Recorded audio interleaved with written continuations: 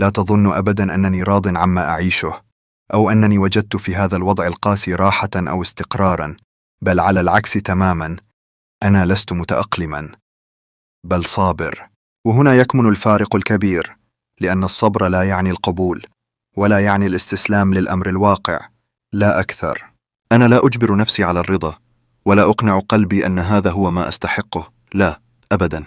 أنا فقط لا أملك رفاهية الانفجار في كل لحظة، ولكني أعلم تماما أنني لا يمكن أن أعيش للأبد في حالة من الإنكار لذاتي ومشاعري.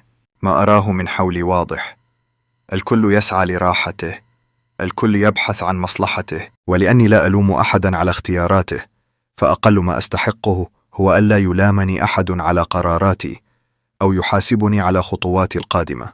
أعتقد أن من أبسط حقوقي أن أختار شكل حياتي، وأن أحدد بنفسي ما يناسبني، ومتى أتوقف، ومتى أبدأ من جديد.